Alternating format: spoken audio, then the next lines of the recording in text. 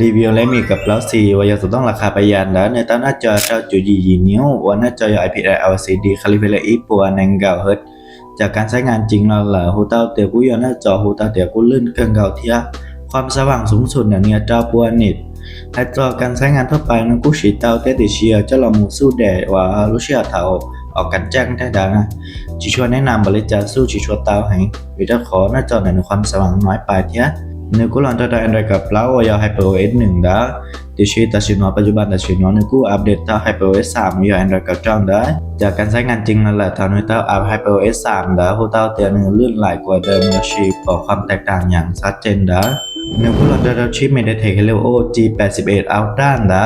ให้เจ้าใช้งานทั่วไปผู้เต้าเตียกู้ชีเต้าเทสติเชียเจ้าตัวเกมที่ช่วยแนะนำเนื้อค่อนข้างกระตุกแต่ชีเนื้อค่อนข้างค้างเด้อรุ่นนอกุตาลอนน้อยอะไรเจ้าความจำนี้ปวนังเกาอีกกิกเด้อกล้องหลังในความละเอียดชี้จะรับวิกเชียหูตาเดียดไทยแต่รงกันเก่าเที่ยนี้จะไหนเลยราคาเนาะจะดูว่าเจยกตัวอย่างเลยกูขึ้นเราจะหน่อยเนาะเนื้อมั่วจะดูว่าในไทยแต่รงเที่ยหนึ่งเก็บแต่รงดีกูจะลงไทยจะในเจลี่ไหนอ่ะตาเด็กกล้องไหนเนยจะกูไทยแต่รงกันเก่าเที่ยที่ชีนึงก็ไม่ได้ดูว่าวันนี้ไทยแต่แบบแบนๆนี่ได้ด้วยนะเนาะนึกอยู่ไอ้เนี่ยแบนจอละแต่ชิ้นนี้จอเลยราคาลิ้นน้อยยังหาเตาเทียดีได้ด้วยกูไทยไว้เนี่ยเนาะนึกกูเก็บเตาแต่ชิ้นกูยังมั่วไทยคอนอยู่เก็บจีชอเตาอย่างก็นึกรู้รับแสงจีชอล่อเทียหนึ่งเก็บจีชอเตาจงเนี่ยจอเลยราคาลิ้นเนาะยังหาเตาเทียให้สังงานวิดีโอนั้นนึกกูไทยเตาจงเทียแต่ชิ้นข้อเสียจริงจิ่มันกันสั่นเทียนึกเก็บแสงจีชอเตาจงในเวลาก็ไทยเนี่ยจะเนี่ยแสงเหนียววุบวับได้นะนึกจีชอแกล้งบริจาคจีชอแนะนำแบตเตอรี่เนี่ยเต้าชีพหายปวดเจ้าจ่ามีแรมซักไว้ไปจะไปวัดผู้เต้าเตียนกูใช้งานเต้าทั้งวันเหลือๆแน่นอนวิดีโอขอชิปเนี่ยจีชัวแหงจริงกูจีชัวนอกแบตเตอรี่ล่อเทีย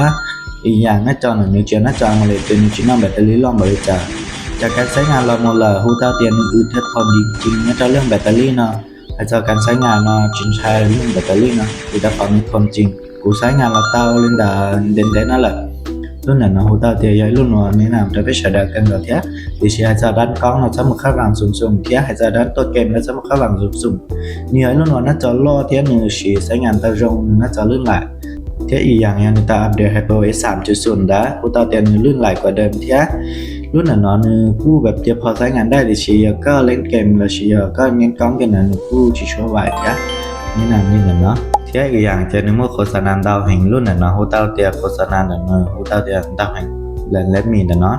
ว่ายาลูเชียก็เปิดหน้าจอเราโมซึหรือถึงเมื่อโฆษณาแต่เราหน้าจอละ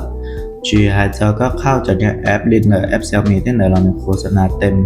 นี่เต็มนะโฆษณาดาวแห่งรุ่นน่ะเนาะแจ้งความได้แต่โฆษณาดาวแห่ง